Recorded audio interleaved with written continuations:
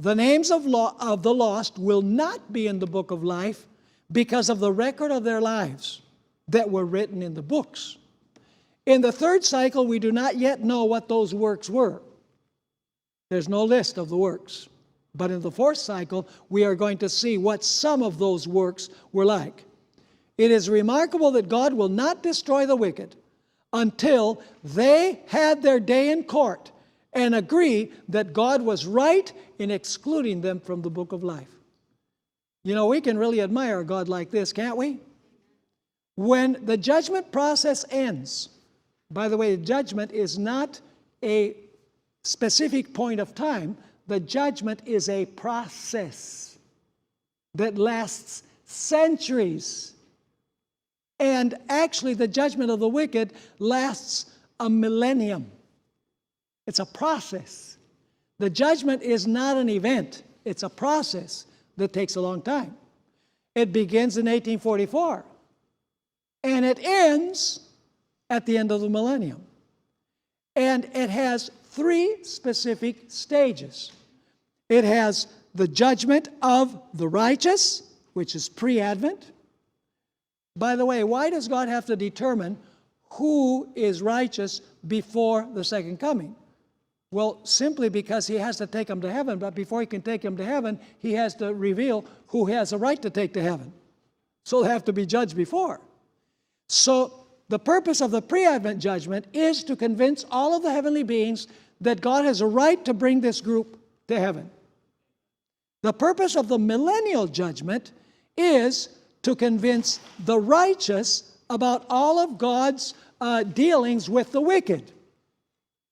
Are there going to be some people in heaven that we never expected to be there? Yes. Are there going to be some people that are not there that we expected to be there? Absolutely. So might there be some questions as to why that wonderful head elder who was so kind and loving isn't there?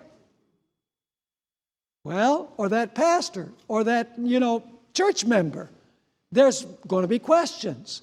And so God, during the 1,000 years, is going to open the books, and he's going to reveal why all of the wicked were left behind on earth. Will the righteous be persuaded that God was right in every single case? Yes. Will the heavenly beings be convinced in the pre-Advent judgment that God has the right to bring everyone that comes with him to heaven home? Yes. What group still needs to be convinced? The group that still needs to be convinced is Satan, his angels, and the wicked. And what kind of God is this that God says, I'm even going to show them that I was right? And so you have the post-millennial judgment where all of the wicked resurrect. Some people say, why doesn't God just allow the wicked at the second coming to die and that's it? There's a reason. Because if they die without a trial, that's not the way that God operates. God believes that everyone should have their day in court. Our system of jurisprudence is based on the divine model, folks.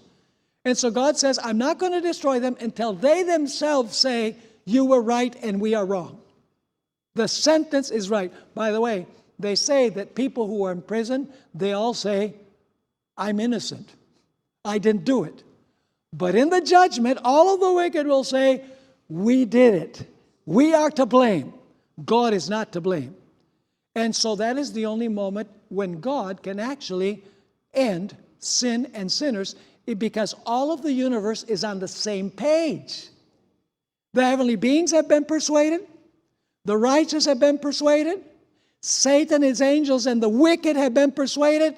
And only now can the universe say, just and true are your ways, O God. Even Satan is going to bow before the justice of his sentence. And all of the wicked will bow.